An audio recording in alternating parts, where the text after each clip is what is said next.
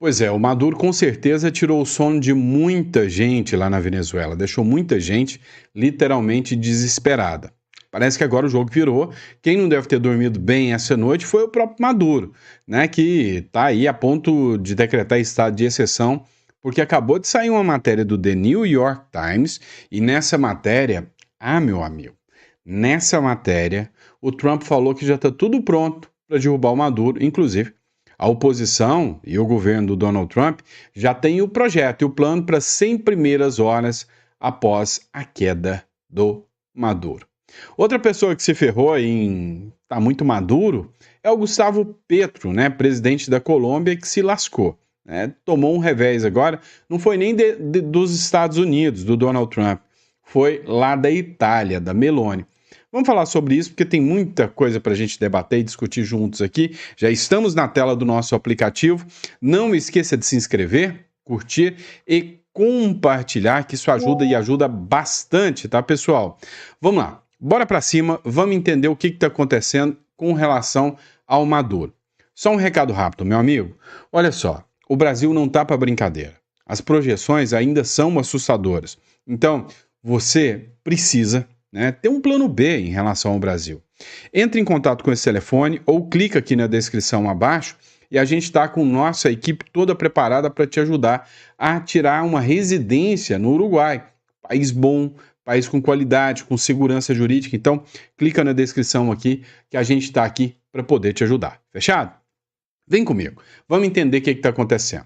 O governo dos Estados Unidos decidiu derrubar o regime de Maduro e já planeja as 100 primeiras horas após queda, diz The New York Times. Né? Essa publicação aqui é do Ferrigno aqui, e olha só a publicação do The New York Times aqui, ó, que a oposição ao ditador Nicolás Maduro já está preparada, já está pronta para tomar o poder e implementar 100 primeiras horas aí de novo governo. Gente, segundo o relatório do The New York Times, tá? Não é qualquer relatóriozinho, não é relatório do bloguinho, do Sandro ou do Zezinho, né? É o The New York Times que escreveu. Os principais assessores do presidente Trump já estão tratando com o presidente eleito da Venezuela, que é o Edmundo Gonçalves Urrutia, né? Ou Urrutia, como algumas pessoas falam aí, o desenvolvimento das primeiras 100 horas após a queda do ditador Nicolás Maduro. Ou seja, a batata está assando, agora está chegando a hora do Maduro. O planejamento, segundo o jornal, está sendo liderado por Marco Rubio, secretário de Estado e conselheiro de Segurança Nacional. Rubio argumenta que Maduro é um líder ilegítimo que supervisiona a exportação de drogas para os Estados Unidos, que ele diz representar uma ameaça iminente.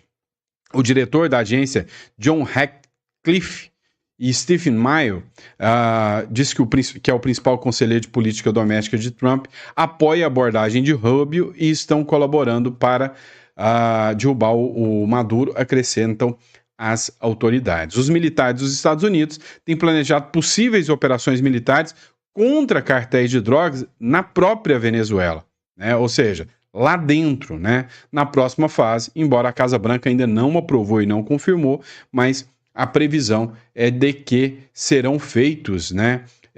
Serão feitas incursões já dentro da Venezuela.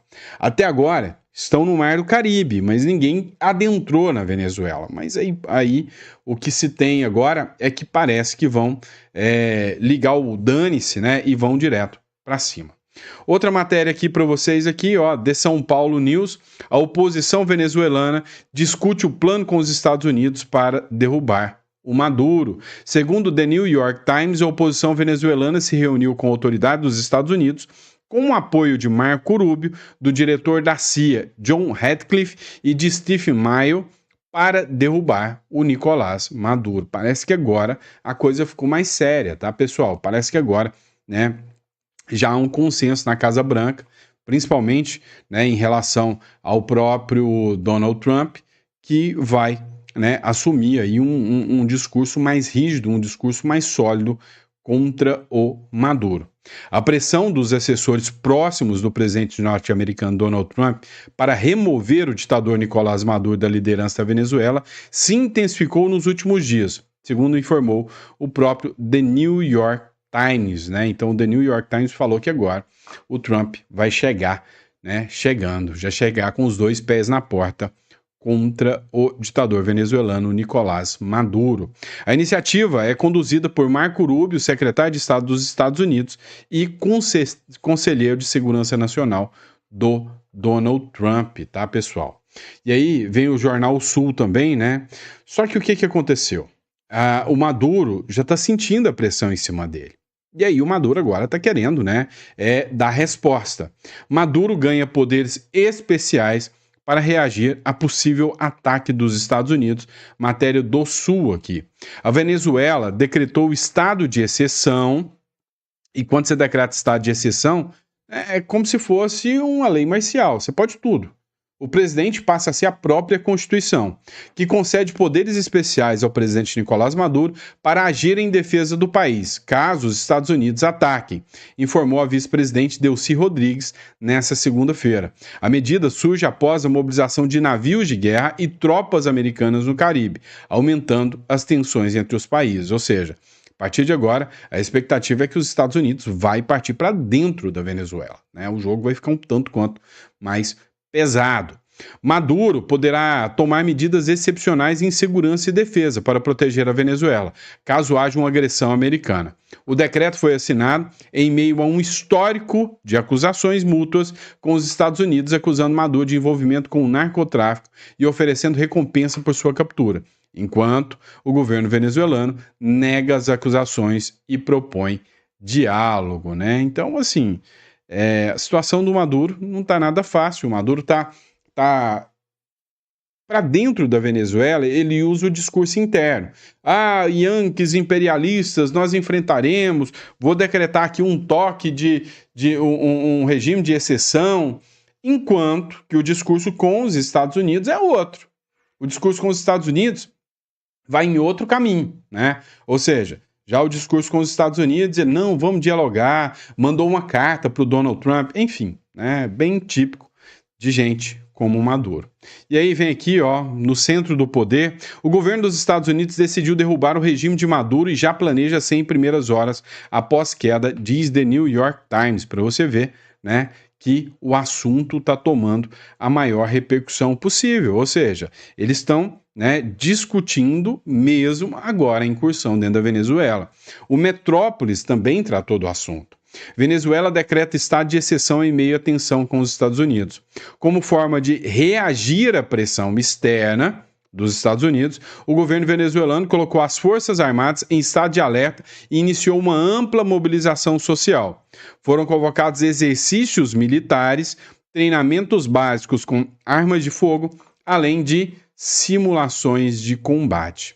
O Donald Trump fez uma postagem de um vídeo onde há uma cena ali de civis, né, correndo com armas na mão. E aí, uma imagem de uma senhora nitidamente muito acima do peso, né, bem obesa mesmo, correndo com a arma na mão, e o Donald Trump ironizou, né, ele foi irônico. Nossa, agora nós estamos realmente preocupados, as ações da Venezuela são graves, precisamos reagir, né? Ou seja, fazendo uma ironia ali em relação ao venezuelano Nicolás Maduro e ao exército, né, da Venezuela.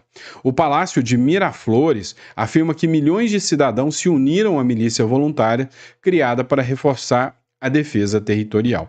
Isso aqui eu já expliquei para vocês, pessoal. Não tem outro condão senão usar o mesmo discurso que eles usam lá em Gaza, tá?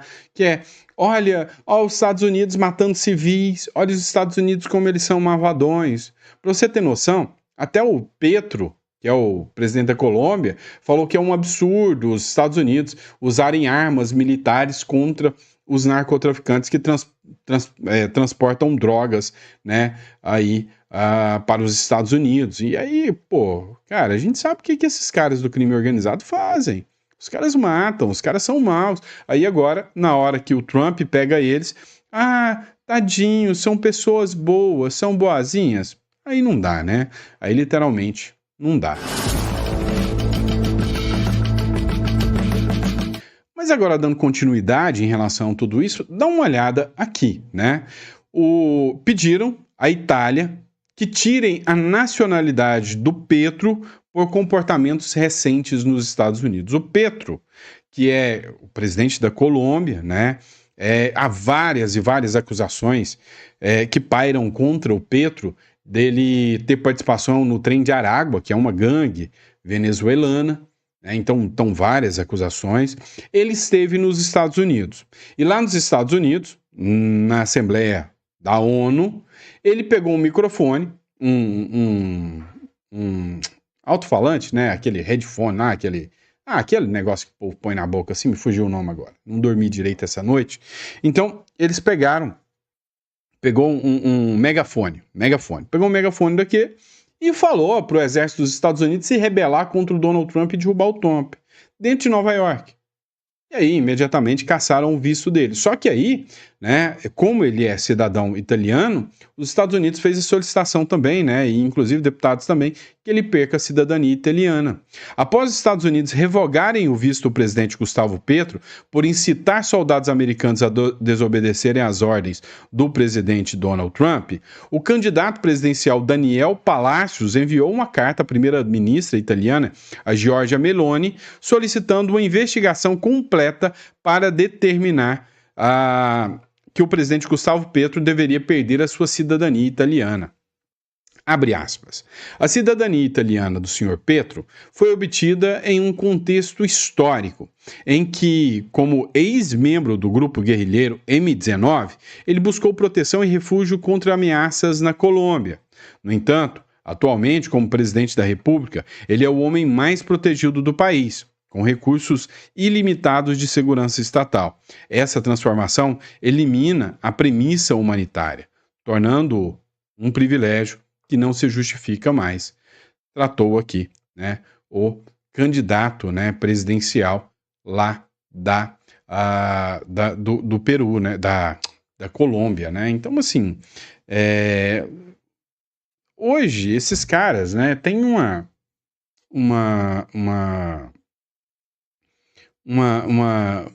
visão deturpada demais do negócio, né? Fica indo para outro país, instigando, né? Eu acho isso um absurdo.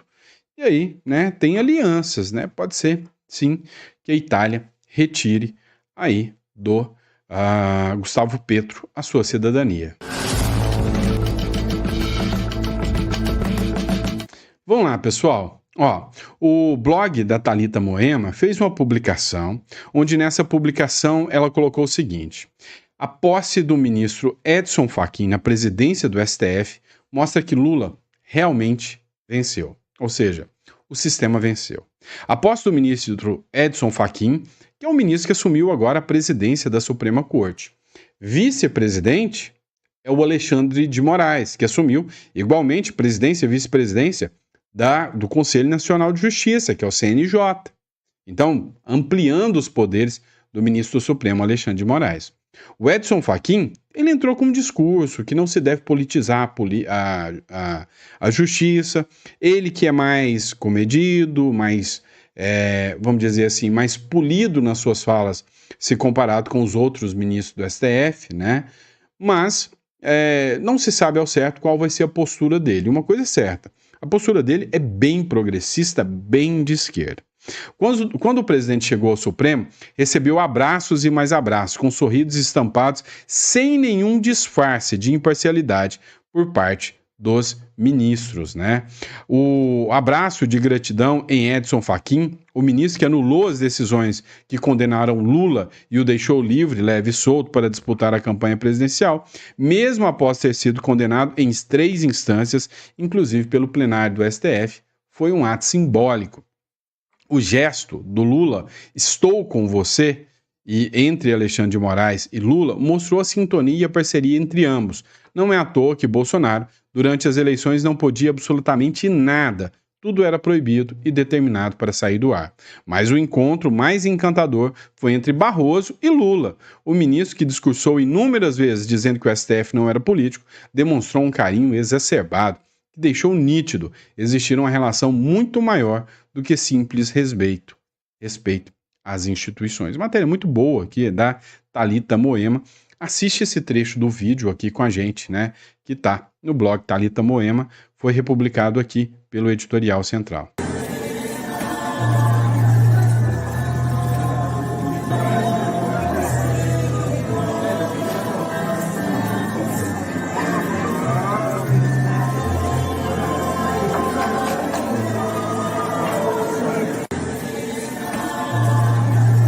Pois é, né? Você vê aí os abraços, né, que foram dados aí, né? Uns abraços fraternos, fraternais, né? Os abraços que alcançam a turma do grande sistema aí, né? Se é que a gente pode falar assim, né? Então, assim, tenso, absurdamente tenso, né? O que está acontecendo, né? Muito tenso mesmo, tá certo? Vamos lá, pessoal. Outro ponto que merece análise é a questão de mais um aumento de impostos que está chegando no nosso colo aí. A gente vai falar disso no próximo bloco. Bora lá. Olha só isso aqui. Comissão do Senado aprova taxação de 10% sobre lucros para empresários. Meu irmão, portal Curiúva que fez essa publicação. A Comissão de Assuntos Econômicos aprovou o projeto de lei que amplia a isenção do imposto de renda para quem recebe até R$ 5.000 e cria mecanismos de tributação progressiva para quem tem rendas mais altas, né? E aí, quando você observa isso aqui, você pode analisar assim e falar, mas Sandro, isso é uma medida boa, né? Não. Afinal, isso aí, nós estamos falando de tirar impostos de pessoas mais pobres e aumentar para pessoas mais ricas. Isso é uma maravilha, não é não? Vamos lá. O projeto segue para a Câmara e inclui o programa de regularização das dívidas para pessoas de baixa renda, beneficiando especialmente quem ganha até R$ 7.350 mensais. Eu acho que não é bom. Por que eu acho que não é bom? Todo mundo que gera emprego, né, tem funcionários, gera emprego, e que obteve aí uma renda de mais de R$ 50.000, vai sair do Brasil. Vai tirar todos os recursos do Brasil, vai sair emprego do Brasil, né? Então, assim, entre você produzir aqui dentro do Brasil, com uma carga tributária altíssima, com uma carga trabalhista altíssima, você sair do Brasil para produzir fora e mandar para cá, às vezes é mais interessante, né? Então, assim, eu sei que muita gente vai sair, eu estou sendo procurado por muita gente com renda muito acima. Eu tenho clientes que têm renda mensal aí de R$ 1,5 milhão. Esses caras falaram, eu não quero mais nada, todo mundo dando saída fiscal do Brasil. Para lucros mensais superiores a 50 mil de pessoas físicas, será aplicada uma retenção na fonte de 10% sobre o valor que ultrapassa esse limite. Se você está me assistindo, se você tem uma renda acima de 50 mil, você vai pagar 10% a mais. Você já é tributado na sua empresa. E por que eu falo que isso é injusto? Quando você monta uma empresa, você trabalha e você já paga o imposto da empresa. A empresa, ela precisa de incentivos, ela precisa produzir, ela precisa gerar emprego, ela tem uma função social e você já paga imposto em cima dela. Depois que você paga imposto em cima dela, você vai mandar para sua pessoa física. E aí você vai pagar agora, né? Em cima disso. E esse é o primeiro passo. Não, agora a gente vai pegar só os mais ricos, que ganham mais de R$ 50 mil. Amanhã a gente pega todo mundo e taca 10% aí em cima de todo mundo. Para mim é o que vai acontecer, tá? Para mim é o que vai acontecer. Além disso, os rendimentos anuais acima de 1,2 milhão, você recebe mais de 1,2 milhão anual, estarão sujeitos ao novo imposto sobre a renda das pessoas físicas, né? Com a alíquota máxima de 10%.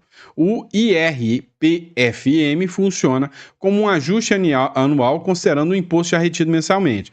Para rendas entre 600 mil e 1,2 milhão, a tributação será escalonada. Então, é para quem ganha mais de 600 mil, né? Ou seja, 50 mil por mês. A tributação será escalonada, aumentando de forma proporcional até atingir o teto anual, né? Então, assim, não é à toa que está todo mundo que eu conheço, né, que tem uma renda, uma justificativa plausível para a renda, tá, dando linha aqui do Brasil.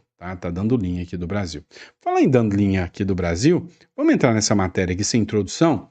Olha só, quem está dando linha do Brasil também são os chineses. Está circulando, né, esse vídeo aqui, e eu não consegui confirmar a veracidade desse vídeo. Supostamente, né, o Maicão do Brás, que é um cara que tem um perfil que trabalha com isso, né, com venda lá no Brás. Ele postou um vídeo falando o seguinte, ó, os chineses esvaziam prédios na 25 de março, meu irmão. Os chineses estão, ó, dando linha, olha só. Olha só, pessoal, tô aqui, esse prédio funcionava estoque de chinês, ó. Cada sala dessa, aqui na 25, era um chinês que tinha estoque de vender mercadoria de atacado, ó. Pessoal, esvaziaram o prédio, pessoal, você tá me entendendo? O prédio esvaziaram, eu vim aqui comprar um estoque de um chinês, que também tá fechando, ó. Fecharam tudo, esvaziaram o prédio, ó. Deixaram tudo para trás, ó. Vou mostrar para vocês que eu comprei aqui do chinês o estoque dele. Um prédio, pessoal, 12 andares, esvaziaram todas as salas. Você tá me entendendo? Olha isso. Tudo esvaziaram. Ó, já não tem mais nem água no banheiro, tiraram a torneira já, tudo, porque os chineses entregaram as salas. Deixa eu vir comprar o estoque aqui da chinesa, olha só. Comprei o restante dessas caixas, ó. Caixa, ó. Tá vendo? Tudo fechado, né? Só você agora sozinha. Tudo, ó. É o último. Último chinês. Ó, fechou tudo, ó. Comprei o restante da mercadoria. Agora vai embora. Vai embora, pessoal. Tudo vai embora. Olha só. Maicon do Brás em tempo real. Aqui na 25 de março, pessoal. Pois é, pessoal. Saiu ontem uma matéria, e eu vou até ver se eu acho aqui, onde falava o seguinte, olha, o Lula vai ter que se organizar, se reestruturar para poder encarar a crise, né, chinesa. Ou seja, a China está entrando em colapso hoje em dia e o Lula vai ter que se adaptar a isso aí, porque o Lula tem aposta, né, total na economia chinesa, né? Então, assim, não é de hoje que tem essa aposta, essa parceria do Lula com os chineses aí, né? E aí, enfim, né, fica essa questão. A gente viu uma matéria também, eu acompanho a economia o tempo todo, né, porque eu lido com isso, trabalho com isso também, então eu tenho que estar antenado sobre a economia. Os chineses, meu amigo, estão prevendo um colapso de milhares de montadoras de carros elétricos na China. A China está perto de entrar num colapso econômico gigantesco e junto com a China vai um monte de país que depende da economia chinesa. Eu espero que isso não aconteça, né? Espero que isso não aconteça, mas a gente está, sem sombra de dúvidas, num risco gigantesco sobre isso, tá bom? Vamos lá para o próximo bloco, vamos falar de elegibilidade de Bolsonaro? Vamos falar sobre isso? Então, bora para cima, publicação do Bibo Nunes no próximo bloco. Vamos lá, pessoal, vamos entender essa, vamos dizer assim, maracuteia aqui, né? Essa maracuteia que está acontecendo. Dá uma olhada, que loucura, tá? Que loucura que é isso aqui. É o seguinte, estão questionando se o Bolsonaro pode ou não ser candidato em 2026. E aí existe uma aposta, e essa aposta é que o Bolsonaro poderia se beneficiar do Cássio Nunes como presidente do TSE. Vamos analisar isso aqui, e aí eu quero a sua opinião nessa matéria. Ó, a publicação é do Bibo Nunes, deputado federal, né, aliado do Bolsonaro. Vamos lá, acompanha aqui comigo. No encontro de segunda-feira que Sóstenes teve com o Jair Bolsonaro, ele sai dizendo que se poderia tirar daquele projeto da anistia o fim da inelegibilidade de Jair Bolsonaro.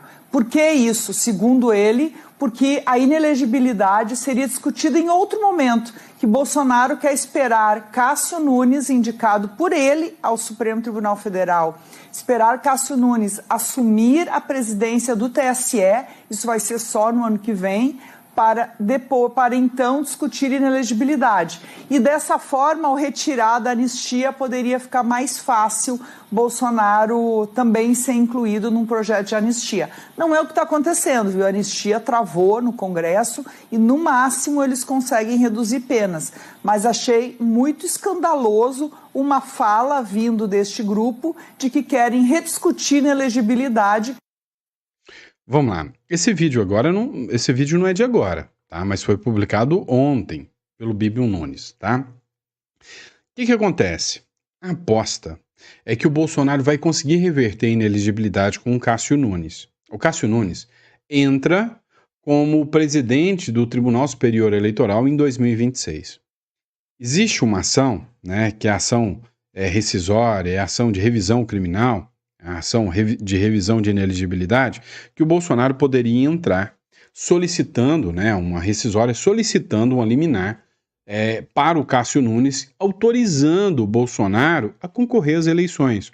É o que a gente chama de subjúdice, tá? Ou seja, sobre uma decisão liminar, o Bolsonaro poderia concorrer às eleições. Aí que mora o perigo, aí que o negócio é interessante. Por quê? Porque o Cássio Nunes teria que dar essa liminar. Dando essa liminar, ele coloca para o plenário votar quando ele bem entender, tá? E aí, uma vez que a decisão dele foi dada, ela não pode ser revista, né? E a competência eleitoral é do TSE, não é nem do STF, tá? Então, o STF não pode rever a decisão do TSE. Olha que coisa interessante. E aí, o Bolsonaro poderia concorrer à eleição, lançar sua candidatura, que é o projeto inicial do Bolsonaro, e aí concorrer à eleição e obter vitória. Obtendo vitória só depois que o Bolsonaro foi eleito, empossado, nomeou seus comandantes, aí sim o Cássio Nunes liberaria, né, o voto do recurso, que é óbvio que eles iam entrar com recurso, para julgar, para ver se o TSE ia ter coragem de tirar o presidente eleito, que seria o Bolsonaro. E aí eles poderiam falar o quê? Usar o discurso do golpe contra o Bolsonaro, tirar o presidente legitimamente eleito. Mas acreditar nisso é acreditar, tá, que o Cássio Nunes é tão fiel assim ao Bolsonaro. E aí a pergunta que eu deixo para você é: o Cássio Nunes é tão fiel assim ao Bolsonaro? Responde para mim que eu quero saber. Qual que é a sua visão sobre isso? Coloca no comentário.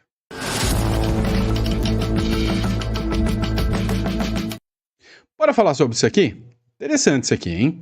O STF pede cooperação da Justiça dos Estados Unidos para notificar o Paulo Figueiredo. Olha isso aqui, pessoal, né? Notificação dos Estados Unidos para o Paulo Figueiredo. O ministro Alexandre de Moraes, do Supremo Tribunal Federal, enviou nesta segunda-feira uma carta rogatória aos Estados Unidos, tá? E aí a aulinha de direito de grátis para vocês. É o seguinte, eu tenho um juiz. Esse juiz tem um negócio que chama-se competência, ou seja, a competência quer dizer que para determinadas causas só um determinado tipo de juiz pode julgar. Por exemplo, para julgar um ex-presidente de crimes federais, tinha que ser a Justiça Federal, como o Sérgio Moro fez com o Lula. Se outra corte, por mais suprema que ela seja, resolve julgar o ex-presidente, ela está julgando de forma incompetente, ou seja, cada macaco no seu galho, vamos resumir, né? Cada macaco no seu galho. Isso aqui se chama competência. Olha, por exemplo, um juiz criminal não pode julgar, né, uma ação de indenização por danos morais, né? A regra não, tá? Então, isso é uma ação civil. O juiz civil não julga causa criminal, o juiz trabalhista não julga causa civil, e aí por diante. Ou seja, cada macaco no seu galho, isso se chama competência. Agora, quando eu preciso de alguma coisa de um outro país ou de uma outra comarca, eu também não tenho competência na outra comarca. Por exemplo, o juiz estadual que atua aí em Erechim, né, no Rio Grande do Sul, por exemplo, não pode pedir que um juiz de lá do Rio Grande do Norte, ou não pode mandar uma citação para alguém lá no Rio Grande do Norte.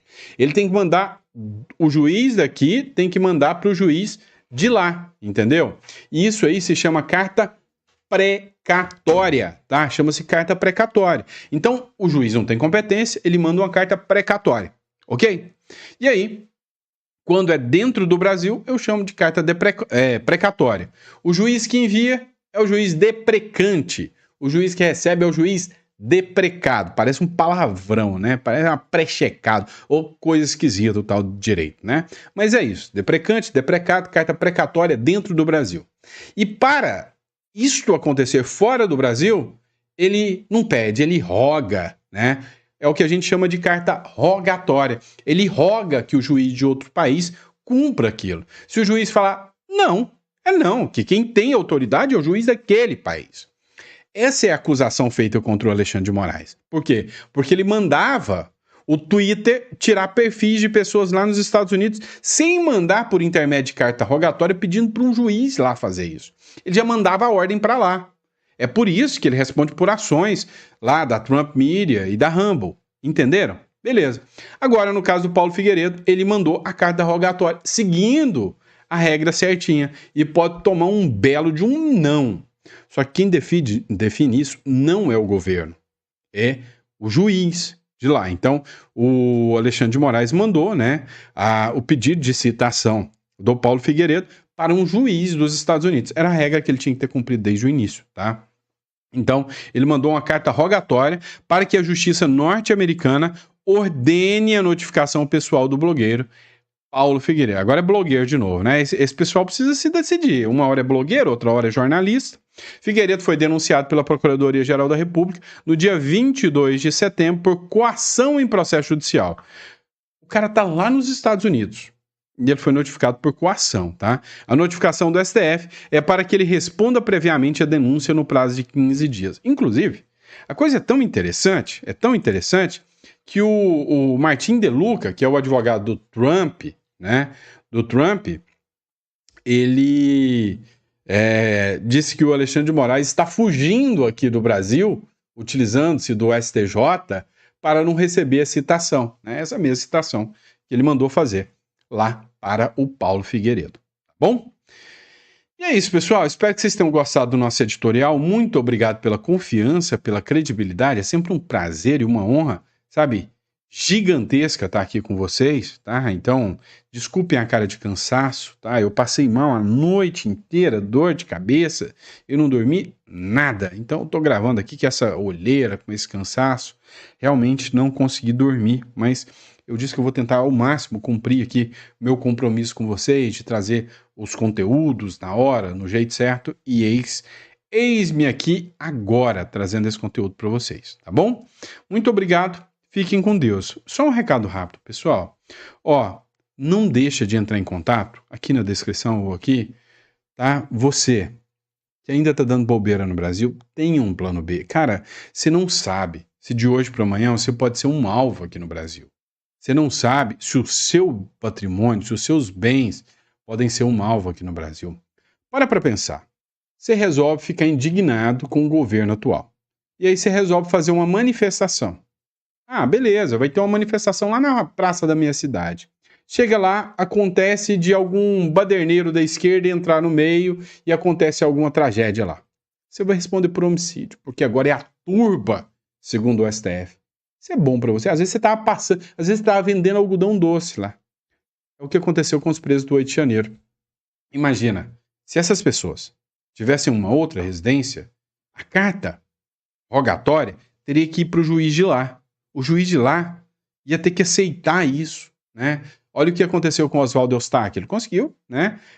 Se safar ali da extradição. Então, assim, cara, você tem que ter uma residência, tá? Você vai no Uruguai, é o mais barato, tá? Que tem hoje, é o mais rápido. Você fica lá 3 dias num passeio, consegue tirar sua residência pelo Tratado do Mercosul, é tudo legal, é tudo dentro da lei pelo Tratado do Mercosul. E se algum dia estourou uma guerra no Brasil, você pega seu filho, você pega a sua família, põe dentro do carro e a fronteira seca e vai viver num país que eu vou te falar que te dá mais condições até do que aqui a República das Bananas. Beleza? Fechado? E é isso. Espero que vocês tenham gostado do editorial. É sempre um prazer e uma honra enorme estar aqui com vocês, tá bom? Grande abraço.